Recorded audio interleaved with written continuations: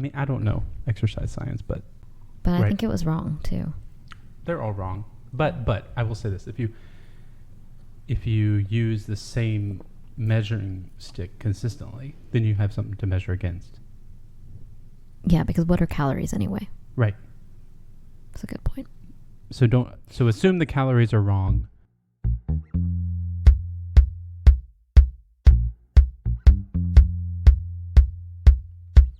Hey, this is Amrita and Andrew. We're writers on a podcast journey to find our way through freelance life. If you're thinking about taking the leap off the beaten path in any part of your life, our inexpert advice is don't think twice.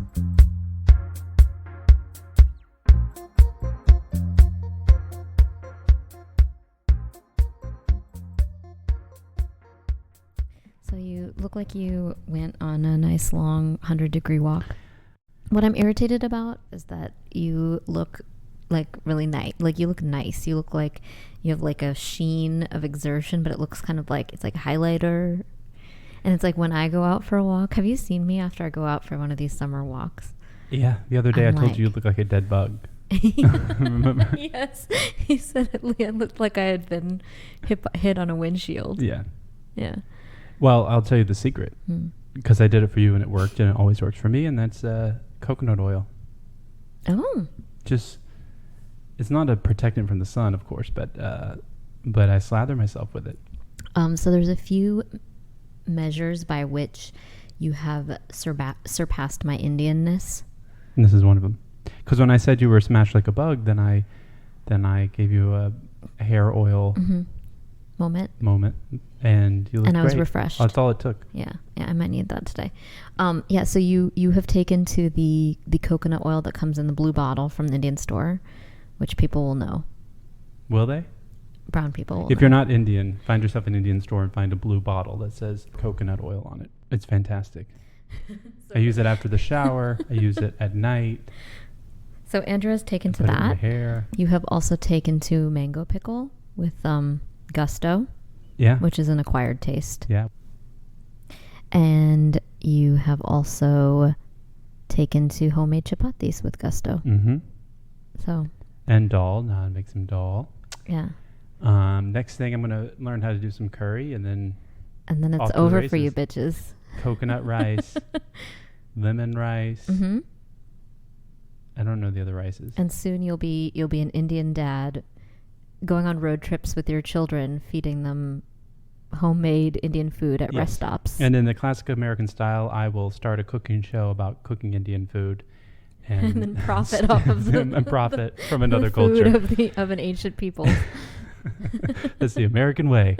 So I've had a couple of things that's happened to me lately that are that odd. you'd like to air?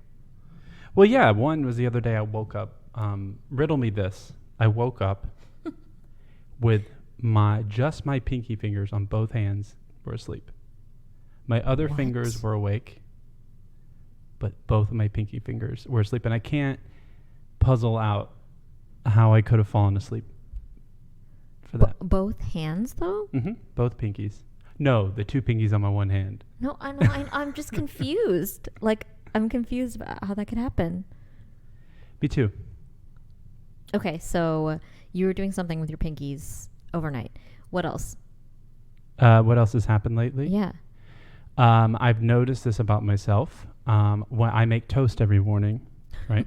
You've noticed that about yourself. So I've noticed that I make toast. Not only do I make it, but I've noticed it. But when I take the toast out of the toaster oven and put it on the plate, sometimes it will be that the bottom of the bread is facing me, and the top of the bread is facing me, and the bottom is facing away from me. And I'm going to put peanut butter on the toast every morning, but I have to flip it around so that the top of the bread. Oh, the top of the bread. I was like, top how do of the you know bread which slice. Side I know side this is picture it. The top of a bread slice. The round part. The round part is farther away from me, facing. Yeah, well, that's just natural, isn't it?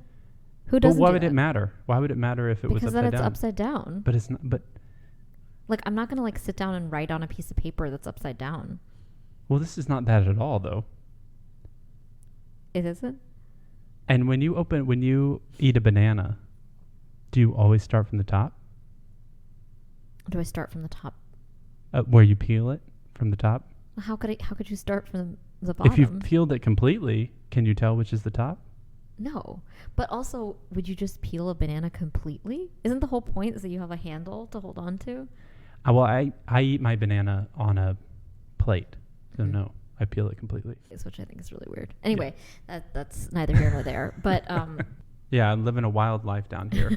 My pinkies are falling asleep. Your toast is always right side up. Buttering the toast on the right, peanut buttering the toast on the right side. Yeah. So yeah, we're living the wild life for sure. But I do want to share this last thing before we move on. I'm doing something I've never done before. Oh, wow.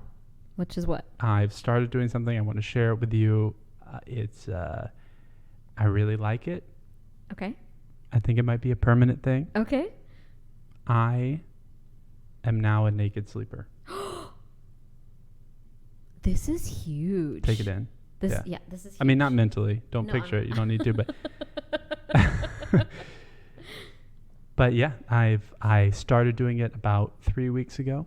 What prompted this? You were such a vehement anti-nude sleeper. Yeah. I could never sleep with a shirt on, but I always slept with underwear on. I'll tell you what did it. New Orleans did it. Because it's so hot here. It is so hot, and having underwear on all day meant that Yeah, you gotta let your shit breathe. Better turn of phrase, but yeah. Gotta let your business breathe. Yeah. Because I would have almost a permanent waistband indented into the side of my waist. Yeah. Where a waistband would be. And I can't believe it. You've really come over to the dark side. Yes. It took some adjustment because, and I woke up a couple times. Perturbed by your own nudity? Yeah. Your own nudity woke you in the night? Well, I woke me like an emergency, oh no, I need to put on clothes. Wait, are you serious? Yeah. It was a mental thing. It wasn't that you were physically uncomfortable. No, you just were like, oh my God, I'm naked. Yeah. I can't even imagine feeling that way. I don't feel that way in the middle of the day. So this is something new for me, something I'm fully embracing. But you mentioned the other day that you have not been sleeping naked. Yeah, I haven't. I have because I don't know. It feels. I don't know why. I've been trying to wear out clothes, and I honestly don't know how people do it. I guess I should revert to my natural way of being, because wearing a shirt while you're asleep is just terrible. And so I have this tank top, and then it gets all wound up, and then my boob comes out of the armhole. Well, at that point, what's the point? Yeah, I know.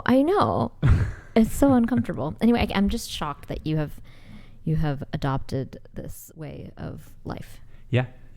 Well, I panicked for a little bit when I woke up naked with my two pinkies asleep. I mean, thank God it wasn't my two thumbs, because then what would happen if I needed to grab something? Oh my God! I almost had seltzer come out my nose. I couldn't put on my pants if I didn't have my. If your thumbs were asleep, yeah, and you were panicked, I probably could. You would just be naked and panicked and just running around, all aflutter, flapping your hands to get them to wake back up again. What would I do? I'd probably, in that case, if I didn't have use of my hands and I was naked, I would probably flop around in my bed enough to burrito yourself. Yes, I'd burrito myself in the sheets and then rip them from the bed, and then hold my arms against my body. I can picture just what your face would look like. But then I couldn't get out the door because I couldn't release my arms from my body, and my hands would be asleep.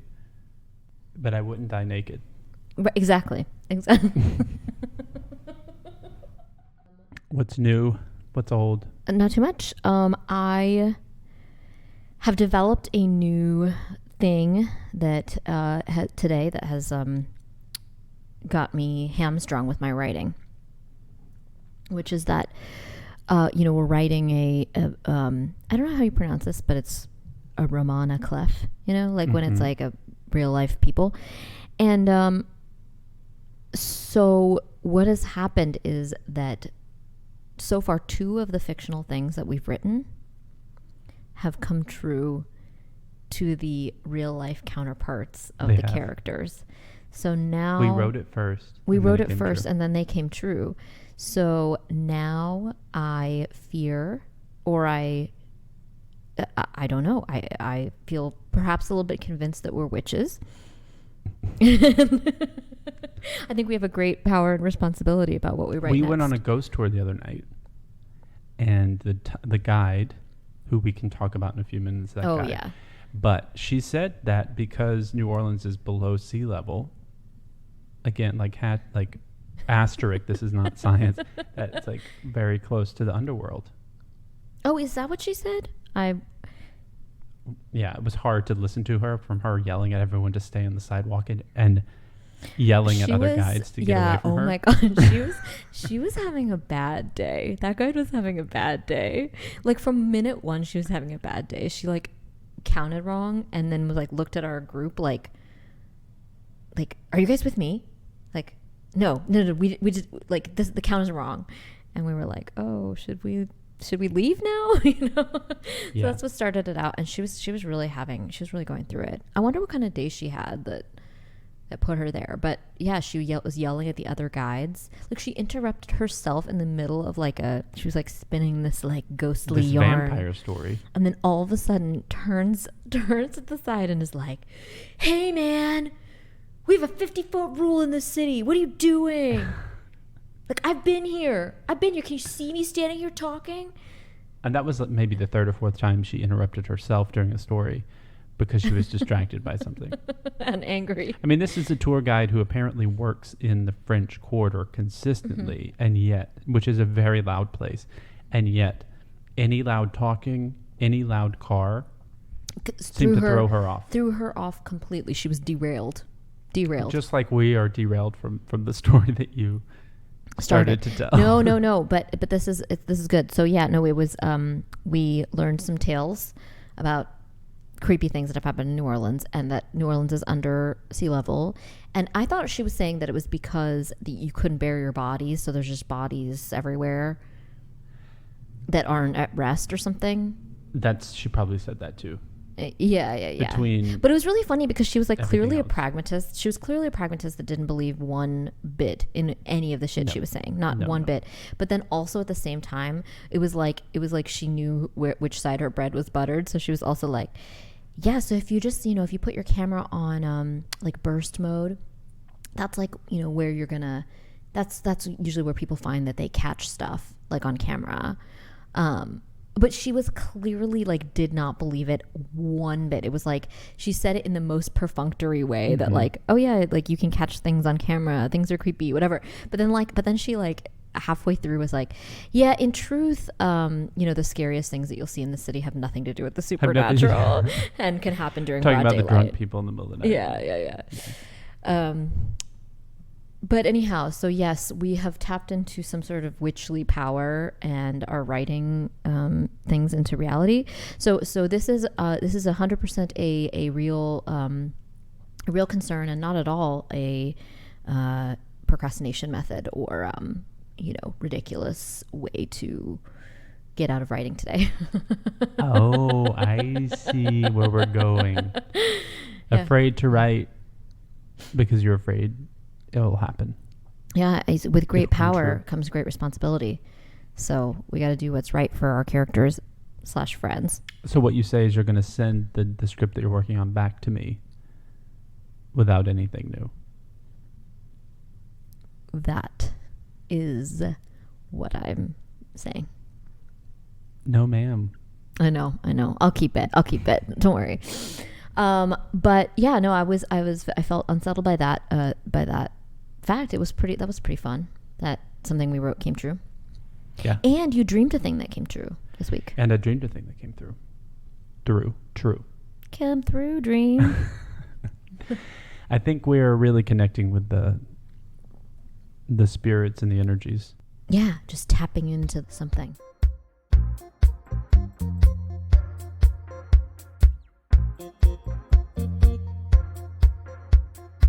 So you asked me to come today with some thoughts on something that annoys me about you.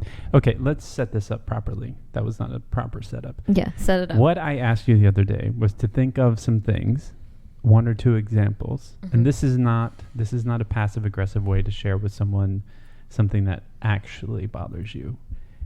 That would be unhealthy. This is something, these are a thing or two that you find like either perplexing or mildly annoying to the point where you just laugh at it. Yes. But it's not actually anything that you're not saying any more than that. Right. I'm trying to passively Yeah, no, I suggest had to someone change. understand. I had to understand what level we were talking about here, because I was like, oh, is this like, are you trying to communicate something that's deeply wrong with me? No. Well, you would just tell me. You wouldn't be like, prepare it in advance. Yeah, so I had to understand calibrate the right level. So I have two that I've thought of. I did share one with you as an example. Okay. And you can tell me. How many do you have? Do you have like 5 or 6? No. Is this going to be crazy? No. I only have one. Okay. Yeah. Well, then we can do 1 and 1. No, because no. I would like you to say the other one, just the example. But because truly, like, I'm not trying to like blow smoke up your ass, but I'm very rarely annoyed by anything you do, because like when I really like someone, I'm very like, I'm like this, like, as far as I'm concerned, they can do no wrong. So it's very, very, very, very rare for me to get like you're annoyed. Very easygoing that way. Yeah, I'm like, and I mean, I'm instantly annoyed by a stranger like breathing in the wrong way. But it's like if it's someone I like, I'm like, you could do anything, and like it's like whatever. You're I'm very like, easy I'll adapt. So the example that I used is a funny one that you. I was scandalized by it. You have a habit of once you get into telling a story, you don't reiterate. You use only pronouns or articles, pronouns, and in a way that then becomes confusing. So you'll say like, Jim and Todd went to the bar. And they were doing this X, Y, and Z, and then he was doing this thing, and then the thing he was doing, and then he went to the store. But oh my God. Later, See, and then at some point, it's like, who is he and who is they? Oh my God, I I feel so personally attacked by this, because this is a thing that my mother does, and this is a thing that we constantly like rib her for doing this, like, and it's like, oh my God. It's so confusing to follow this story. I can't follow this story at all. It's so annoying. Can you just like use your words? Can you slow down? Who did what now? Yeah, like, who's that's she? How I feel. Who is she? Who is she? Who is the she? So the idea that I am doing this is like, I'm completely scandalized and personally attacked by this. So that is the example. And so I'm interested to hear this one that you've thought up for me. Well, now I'm like worried that it's too critical, but it's like not something that I need you to change, but it is something that I think is so funny. Okay. It's that you never admit to being excited about something, even when you're visibly even when you're visibly excited about it. You could be like thrumming about it, but like I'll be like, isn't this exciting? And you'll be like, well, I mean, I don't know if I'd say it was exciting, but you're like visibly excited. This has been true of me since this is like the funniest thing to me. It's the funniest thing to me. So like I just laugh when I'm like, oh, this is great. Isn't this great? And you're like, well, sure. I don't know. Well, I'm not trying to be like a downer about it. No. But But you're not like, don't be excited. This is nothing to be excited about. That's lame. Like, it's not like you're like bringing down the tempo at all. It's like you're just like so unwilling to like admit to your like to your enthusiasm about something. Always. When I was a little kid, my mom would have a Christmas Day. My brother, would wake up thrumming. I mean, it's Christmas morning, come into my room, wake me up. We had to wait for the parents to get up, that whole classic thing, come down the stairs so they could see us excited. My brother, as any other kid would be in America, so excited. And I was just as excited, but on my face was just like a passive, just like, Oh. And I would observe all the things in the room. You know, my brother would run to the toy he wanted. I would like observe, like, oh, what's, and then I would like make my way to like examine the article, the fact. Oh, you've got me, you know, and catalog everything, take it all in. Fortunately, quietly. my mom and dad like knew me, you know, of course. That was their kid, so it wasn't offensive or anything. But more broadly, if I were to like open a gift in front of other people. And I'm very bad about getting gifts. Yeah. Oh yeah, that's a different story. But even if I'm excited about it, people are like, did he like? You know, my cousins are like running around with all their things. I'm just like sitting there, like. Yeah, I guess it's something about the fact that you were like born an old man, and you're like. So I think what's going to happen is by the time you are an actual old man, you're going to be like very, very outwardly excited about everything. Well, that's what I'm trying to grow to. I think that's kind of a nice trajectory. Well, they say that's true of Capricorns. They get younger as they age. Yeah, younger in demeanor. So, and I hope that is true for me. Yeah, well, but like I said, it's not like a thing to change. It's just really funny because like I sometimes get very effusive about things, and then I'll like turn to you. It's just like boop, just blank. That's a good one. Yeah. That's a good one. So my example that I haven't shared with you is so trivial, beyond trivial, and it is that you never ever fully take the plastic wrapping off of any container that you open. So you open the yogurt and it has that plastic safety seal, and you always peel it halfway off. So then when I go to the yogurt, I open it thinking I'm going to open some, and I open it to find a floppy halfway off thing. I have something to tell you. You're going to tell me it keeps it fresher. No, this is true, and I have no defense. No, that's totally true. That's totally true. And there's no reason for it. Yeah. Actually, there's no reason. You open a hummus container, you open half the plastic. Well, yeah, or like not even half. Like it'll be not like even half. It'll be like most of it, and then it'll just be like hanging by a bit. Yes. But for some reason, I don't take it the extra mile and just like take it off and then throw the thing away. Why do I do that? That's so weird. Know, you also, in the similar vein, because who's been cataloging their complaints? No, this is related. Because you have baby hands. Yeah. You'll open like a chip bag. Oh, and it's only open by like 2 inches. A child could put their hand into it, and it's like just this tiny little corner. Actually, that's completely true also, and that is really just a function of having creepy baby hands. I mean, my hands are like smaller than any adult. And stuff fresher though, so that doesn't perplex me. Yeah, but it's like you would have to like snake your hand into the bag. Right, it's as good as not open for me. I have to like finish opening it. But always with the stuff in the refrigerator. Like, oh my God, that's so true. Almost rip this all the way off. That's so true. I totally do that. I don't know why I do that. Like wet and dripping. You know. Yeah, I don't know why that is.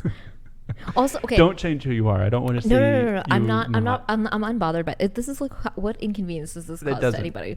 I mean, you can still get at what's inside the thing. So except you're trying to get something, but then you're trying to sneak your hand in to get a dollop. But now the plastic's on top of your hand. So then you get a wet top of your hand. Yeah. I understand that. I mean, you definitely have a system, and for most things, and like as an unspoken system, as you've said before, sometimes it's just like you make a system and then are like perplexed that people aren't following your system that you never like. Did you not notice my system that I did not verbalize? Yeah. You also close bread like a. You put that damn little tag back on. I always put the tag back on. And you just... That's so slow. It takes forever. I twist and turn it and then sit it on top of itself. Yeah, that's a dad move. Because in case of a fire, if I need a piece of bread... and both of your pinkies are asleep. And my and you're naked. Are You don't want to be messing with a bread tag in these desperate times. See? Yeah. I mean, forget it if I want, like, peanut butter on it and you've half opened the damn container. I'm just going to die. Man dies with half a peanut butter sandwich in his hand. But he's not naked. Not found naked. Wrapped in a taupe colored sheet. Yeah. So that's my complaint. Okay. But it's not even a complaint because I don't want you to. No, I think that we can chalk our co-living up to quite a success if our greatest complaints are you only open the plastic halfway, and then what did I say? You don't verbalize your excitement. Yeah. Like, what a stupid thing. Like, those are both stupid things. So I think we're doing pretty well. I do like how you soldier through both sour milk and rancid butter. And you were convinced that they have not turned, and they aren't bad. Well, so this is why, you know how sometimes I like ask you, I'm like, is this meat okay? Is this thing okay? Can I eat this? And you're like, why do you ask me that? Like, you would know, you should know. Like, you would know, any reasonable human being would like know if their food is spoiled. Right. But like, I think like I'm like kind of a bougie bitch, you know? And like, cause I would never like kill my own. Not only would I not kill my own meat, I also wouldn't want to grow my own vegetables. Right. Like, I would love to pay someone else to do that. Like, there's no appeal there for me, which I know makes me sound like a crazy person, but I think it makes me, that sort of quality about myself takes me a step so far away from the bounty of the earth that maybe I just don't understand when things are good and spoiled versus spoiled. Like, I don't know. I don't think I know. Like, it's like, you know, most people know, but I have like, I drank like the rest of a sour milk and then I excuse me, and we had a thing of butter out because as we talked about last time. Well, when you leave it in the 100-degree sun, it's been 100 degrees and there's rancid. sunlight streaming in through the window. It's like sitting there getting the greenhouse effect, being fried. So this butter, I like buttered this toast, and I was like, I feel like it's probably like a little bit off, but I think it's still on the fine side of the fence. Mm-hmm. And then I was just eating this, and it tasted like blue cheese. The butter tasted like blue cheese. And I ate like almost the entire piece of toast, but then I got to like the last couple of bites, and I was like, I can't eat this. But that was when my instinct kicked in that it wasn't okay. I was like, I've made a mistake. You didn't get sick at all, did you? No, I didn't get sick. Yeah. I didn't get sick, but it was like, shouldn't my body have told me like on the first bite, like, hey, this is gross, you should not eat this? But instead my body told me like before the last 2 bites, I was like, you better stop. Well, okay, so it's either that you're under-evolved. Yeah. Or I'm over-evolved. You're over-evolved. Yeah, that was the argument I was making. Is because that I'm your body's over-evolved. like, you know what? I understand that this is pasteurized butter, and I can't get sick from it. Oh, I'm on the next level. It's a working theory. Well, I don't know. Okay, so in a previous iteration of like, name a weird thing about you, Mm-hmm. your answer might have been, oh, you burp all the time. Because I went through a phase where I was just burping all the time. 2020 was rough. As someone who like sat across the table from you. Yeah, you were stuck in a lot of close quarters type of situations, and apparently I adopted this like habit of burping all the time. And then I was like, oh, have I always been like this? Has this been a problem for me for life? I don't think so. But then now it's gone. It's gone. As mysteriously as it arrived. So I think I just was dyspeptic from 2020. 2020 gave me. So you might be. So your body may have evolved to the point where you can eat rancid food and be okay. But what it hasn't evolved to do is your brain to understand where you hold your anxieties and to recognize it as like an anxiety response. There's some things you recognize. Yeah. But I think your anxiety, you have a very your body, I guess all of our bodies tell us that we're anxious and stressed about something in one way or the other. But I think your body really super fine-tuned. Shows, maybe it is highly evolved. It shows very outward signs of better or anxiety worse. Show up very quickly when you're in a state of distress. Yeah, my face. You can break out. You can burp. My shoulders are up to my. But the burping has disappeared, and you're drinking a. I'm drinking seltzer right now. A seltzer right now. Yeah. I thought it was a seltzer problem. You were over seltzered. I mean, I am. I was, and I am over seltzered. I am. I mean, this is like my one sort of like, if I have an environmental vice, it's that I love drinking seltzer out of a can. I mean, we go through probably 24 cans of seltzer like every week and a half. Is that right? Probably 2 to 3 weeks. 2 weeks. Yeah. Yes, we need to. We have. Both of us have slowed down the past couple weeks, but I think we need to slow down even more On our seltzer intake. The aluminum does bother me. Yeah. I think we're very good about our waste, like understanding, Our footprint. Thank you.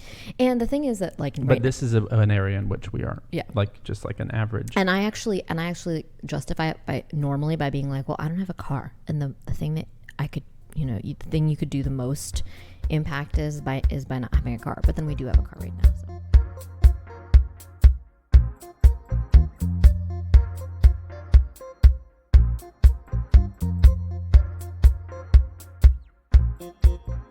Okay, so I'm going to say something that I probably shouldn't. It's too soon to say it. Are you going to say that the heat doesn't bother you?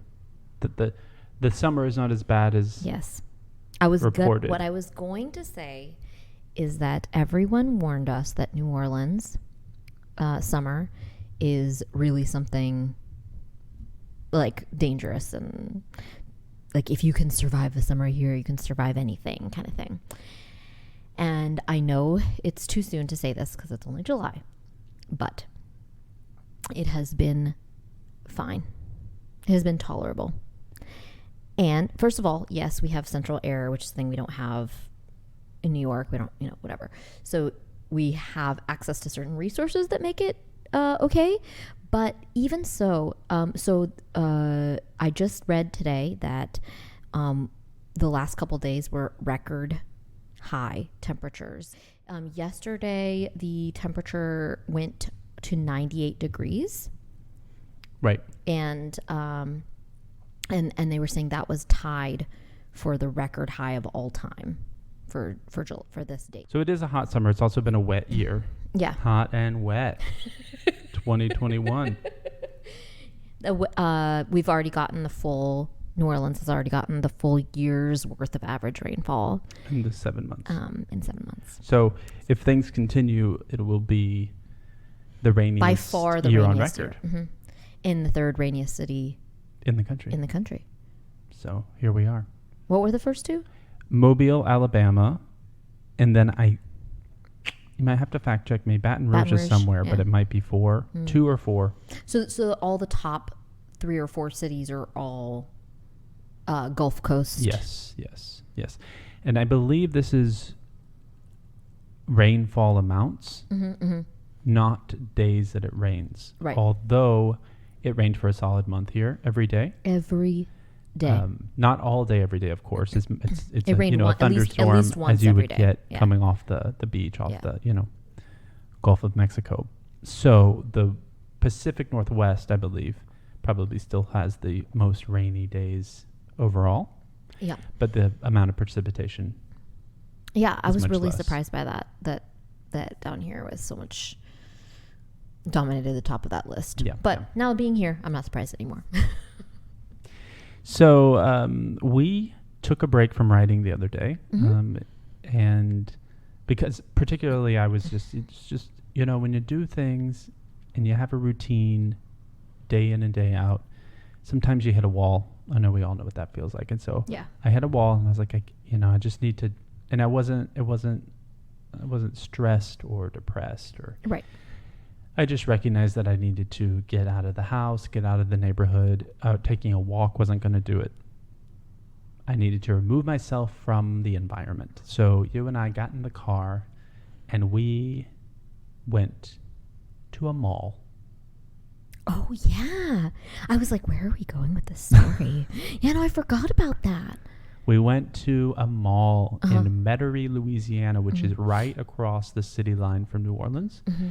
It was the first sort of white flight suburban neighborhood in the 50s. So You can imagine. It's basically an inner ring suburb. It's an inner ring suburb, exactly. And the mall is a mall. It's a legitimate mall. I mean, it's sprawling, enormous, has like many entirely different wings. Indoor. We're not talking about a lifestyle mall. We're not talking about a strip mall. Love it. I love a lifestyle mall. I love it. I love a fake city built in the middle of the suburbs. This was not that. This was a traditional mall. Mm-hmm. And we went in. What was the department store? Dillard's. Dillard's. Shout out to Dillard's. This podcast sponsored by Dillard's. I didn't even know Dillard's was still a store. Yeah. Really took me back to like 8th grade homecoming dance. We parked in the parking lot. We went into Dillard's. It smells like a Dillard's. It always has. It smells like every department store since 1983. You know, and those tiles.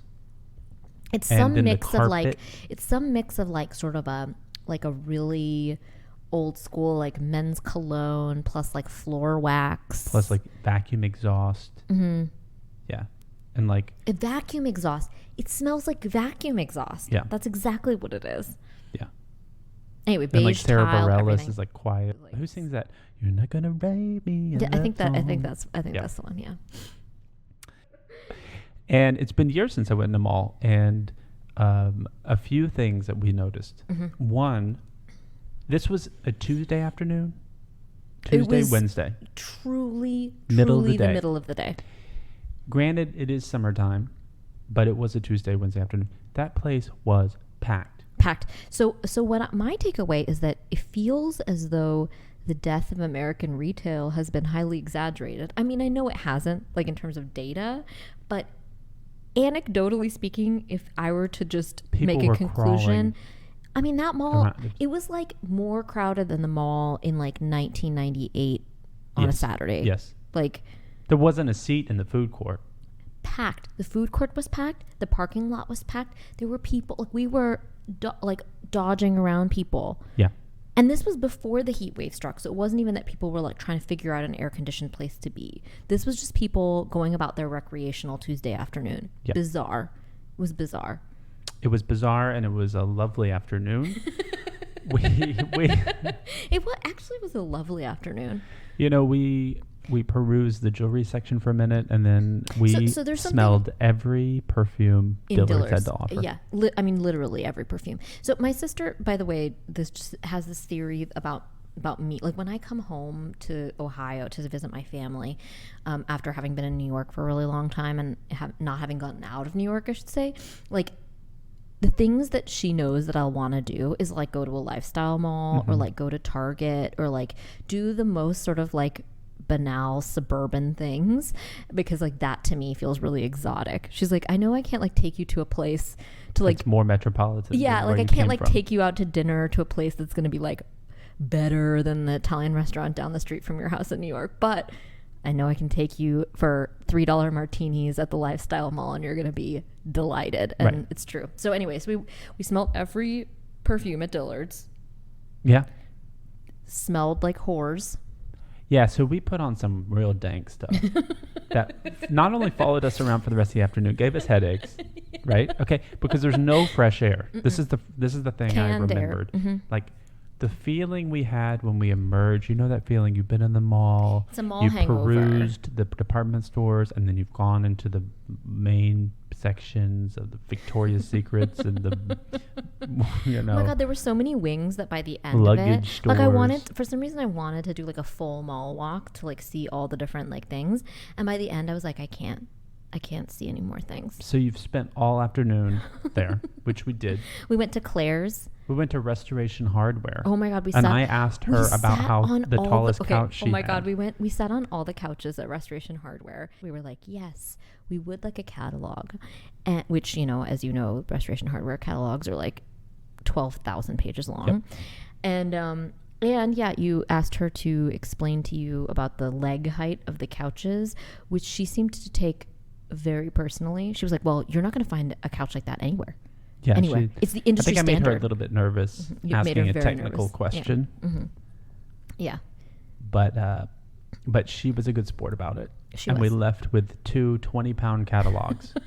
One is the traditional Restoration Hardware catalog. The other is the modern one, which I'm here to tell you they are the exact same. They're the exact same. They have like a bean-shaped couch in the modern one, but basically it's all taupe. One brown leather. One bean-shaped couch. One bean. Not a spot of color anywhere.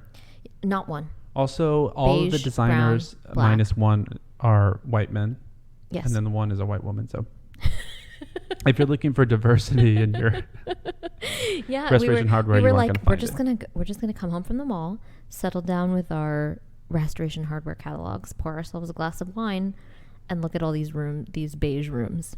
But then that ended up being a less relaxing activity than you imagined, because you were like, why are all these? Why? It's just like white man after white man after white man, and they're all the same furniture. Yeah. But anyway, so we spent probably too long in the mall, smelling like whores. Then we walk out into the broad light of day. That feeling of being in the mall for 2 hours, and then and you're like, oh, it must be nighttime, and then you're like, oh my god, it's like 4:00. And you realize you haven't had fresh air and the smells, and because you go from like perfume to like Wetzel's pretzels or whatever, Auntie Anne's pretzels to like Spago, and then Sbarro pizza, and then there's still Bath and Body Works is still a thing. Yep. As well as, what's that place where they pipe out that nasty cologne outside of the front of it? The one that looks like a tiki place? Yeah, it's like a tiki place, and then they have, like in New York City, they have these like shirtless men that stand outside of it. Yeah. It's not Hawaii It's like Abercrombie and Fitch, but it's not Abercrombie and Fitch. It's like something like that. God, what's it called? And there's like it's like a full name, but then they abbreviate it. Oh. Like, is it Hollister? Hollister. Yeah, anyway. That still exists and still smells like what you imagine it smells like. Yeah. We also went into one store that said something like soft enough to touch, or everything is soft. Yes. And then we were like, I wonder if that just means that everything in there is really soft. And then the saleswoman was like, it does mean that. Yeah, we walk in, and maybe she'd heard us. She's like, touch everything. It's really soft. But it wasn't. It wasn't. What the fuck? Why do you have a store that says everything is soft and you come in and she reinforced that? Yeah. And then the first thing I touched was not soft. So we didn't buy anything there. No. Did we buy anything at the mall at all? I'm not we sure about left anything. with experience. Yes. Rich with experience. And we got a car wash.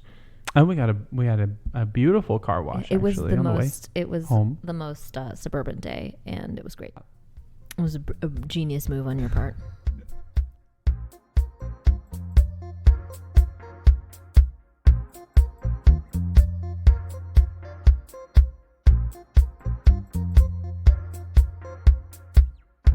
I got a sports-related injury.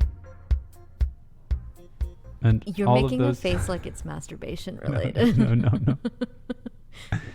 All of those words I use lightly, except for I use that heavily. Heavily I. Lightly sport. Lightly sport. Light injury. Okay, tell me. Well, I walk every day, as you know, long walks. Competitively. Through the steamy heat of New Orleans. And 2 days ago, I decided that I walk too much on the insides of my feet.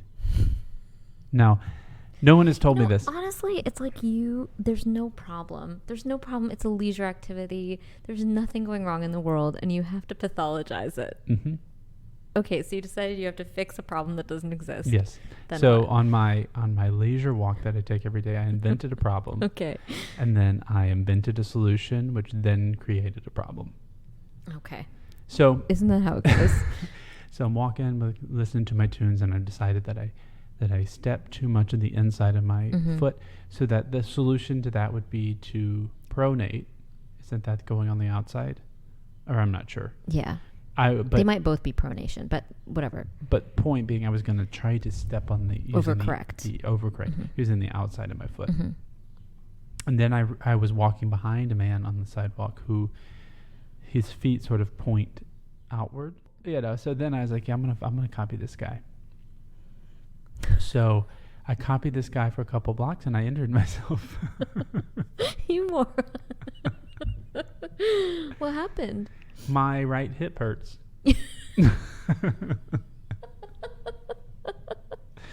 And did the man ever notice that you No. were imitating him? No. Okay. Well, I mean, I didn't like walk like 5 feet from him, like waddle behind him or something. Hey, I don't know.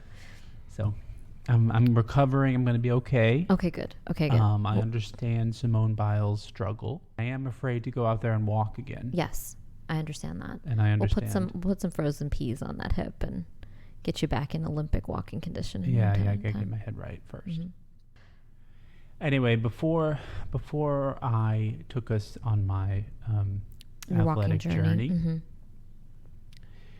You and I were discussing about your recent re-entry of a sorts into the professional world again. Yeah. Mm-hmm. So I have my first sort of work assignment.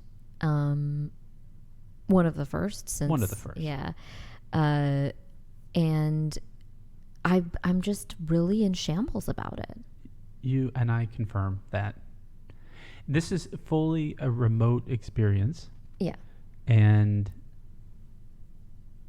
it requires a couple of meetings a week. Mm-hmm.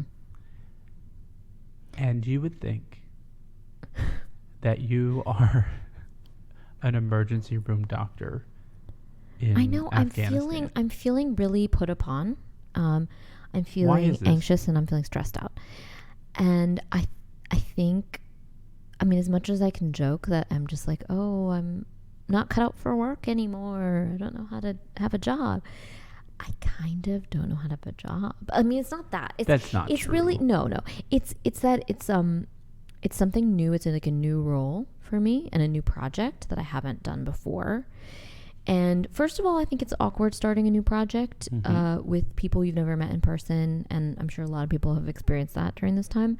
But mainly it's just like trying something new. And like it's just been a long time since I've had to deal with that and uncertainty of trying a new thing at work. And I'm rusty. Well, I will say for you, because it is remote, because it is a new team, you have while you can believe what they say to you over the phone or what they say to you over email, you have no reinforcement. You have no indicators of whether or not you're doing the job that they expected. Meeting their expectations. Yeah. And like, I feel like that's something you can gauge much easier in person or... Yeah. I don't know. So it's like, it's just like being rusty. It's like, I feel rusty at a lot of things from pandemic, but it's like returning to work of any kind in like a more office-y corporate setting where, but then like doing a new role and trying to like figure out how to do something that I've never done before. Yeah, and I hadn't really put my finger on it until you were like, what is your problem with this? Like, why is it, like, why are you have so many complaints about it? And I thought I was just harassed about having... I mean to be supportive, but yeah. But I'm genuinely curious. Mm-hmm. You seem like, I mean, stressed out is not the right word. You're not walking around like stressed out about anything. But it's more like you are very doubtful of your value. Yeah. And I don't usually feel that way because I do bring value, like mm-hmm. I know that I know how to do things mm-hmm. and I'm good at what I do and I am like very diligent and all that, But it's hard when you go into an organization, especially if it's a larger organization, because there's the job as it was described to you, like the responsibilities that were described to you. But then when you go into a large organization, there's always politics involved. So then you're like, oh, I can do this thing. And then you start mm-hmm. and it's like, oh, well, you need to ask this person to do this thing. And then it very quickly becomes... And then sometimes you can really step in it and you didn't even know. Exactly. But I think also it is... And this is good practice, is that it's a job that has a creative element. So I'm like pitching, potential events, potential programming, curating. And I think anything, and this is probably good practice for being in a writer's room, honestly, mm-hmm. is that like sometimes when you pitch like a creative idea, like, what about this? Have we thought about this? Like, it's like I wonder if the person on the other side is thinking like, yeah, of course I fucking thought about that. That's the most obvious thing ever, or, you know, or like if my ideas are actually like, oh yeah, no, we never thought of that. You know, so I'm like worried about the novelty of my ideas a little bit. Oh, that strikes me as silly. Yeah, it's probably silly. I mean, just because maybe someone else has thought about it doesn't make it a bad idea. That's true. Actually, if anything, newsflash, everything has already been thought of before. There's nothing new under the sun. There's nothing new. But this is a good interesting project, even if it requires you to be slightly out of the comfort zone.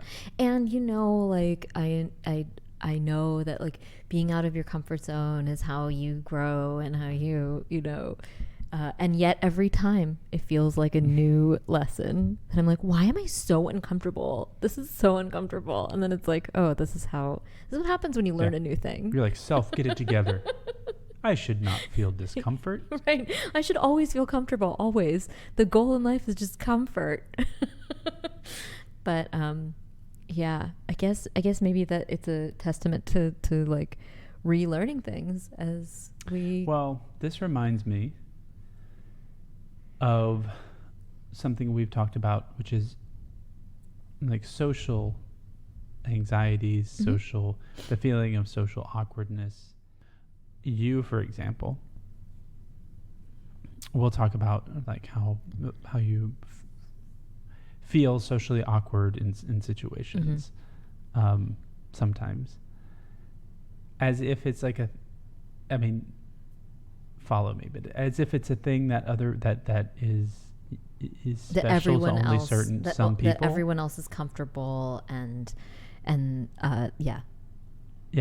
And like, the abnormality is to feel discomfort in social situations.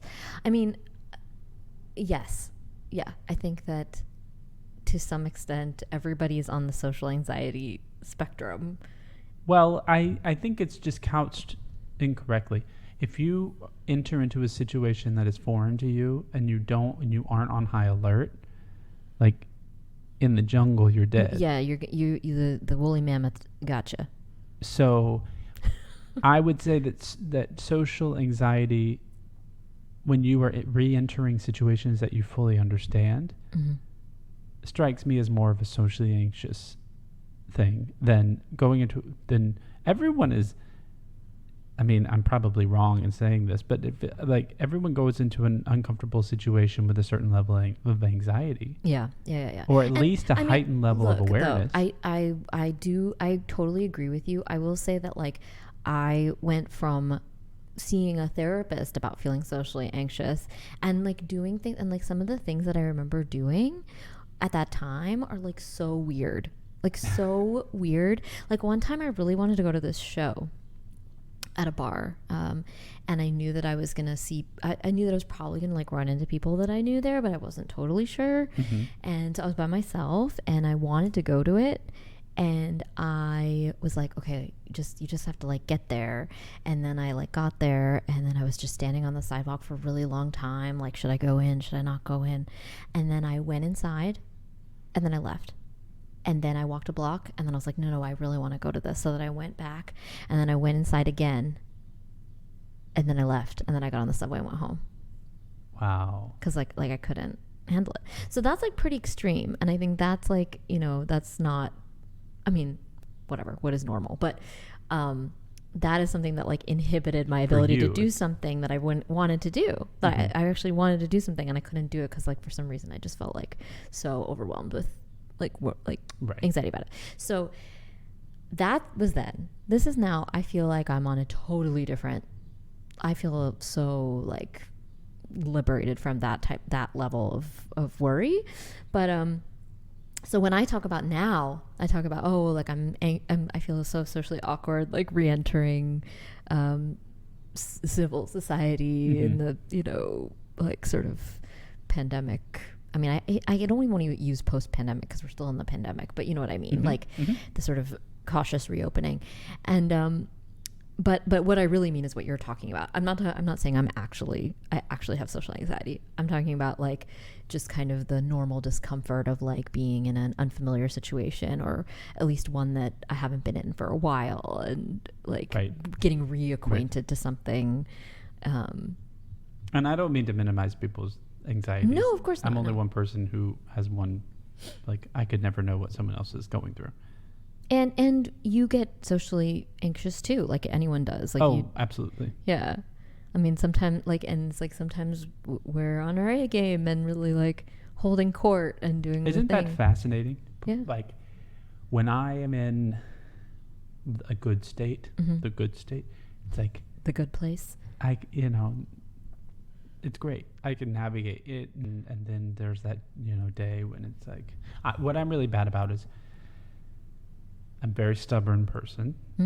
Don't say. And when I am in a social situation that I decide I no longer want to be in, it's near impossible. And the older I get, the more I try to recognize this and head it off at the past, because there is a no return. Like once I go through the gate of like, I don't want to be here, I don't want to talk to anyone, I need to immediately go home. Yeah. Like I've seen it happen many times, and there is a point of no return. But yeah, I don't know what makes one situation different from the other. It's just like the tides that day, It's like some days I'm the like, day you've had, I'm just on it. I'm like, I can surf the waves, and then sometimes I'm just like,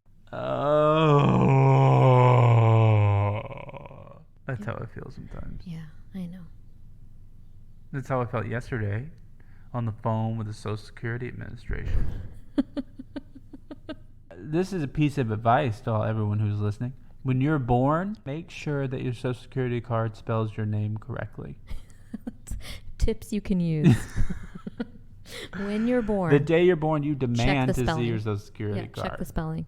Because Because mine is in misspelled. 35 years, you will live to regret your lack of spell checking on that day.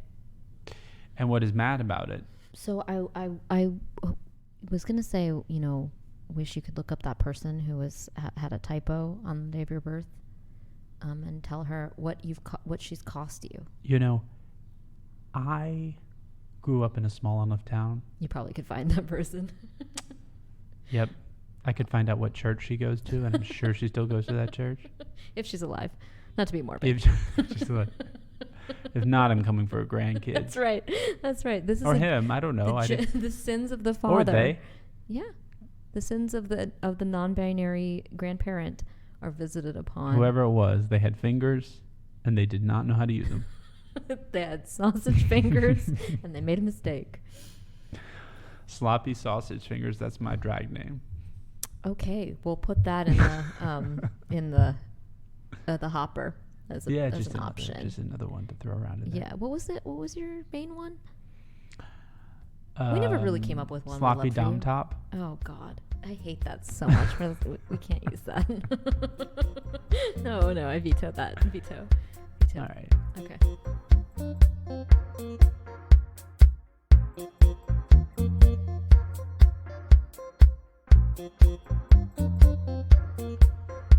We write, curate, and produce as VJ and Stevens, and you can subscribe to Don't Think Twice anywhere you listen to podcasts.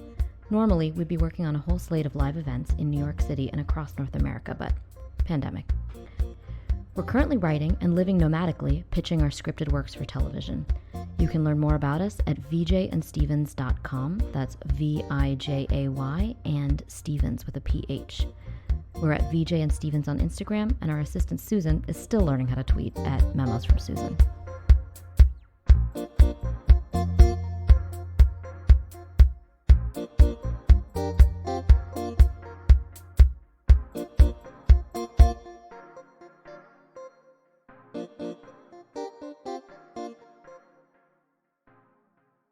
I see the stars, and I hear the rolling thunder, thy power throughout the universe displayed.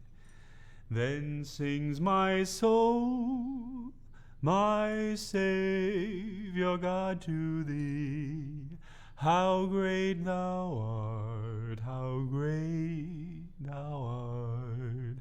Then sings my soul, my Saviour God to thee. How great thou art, how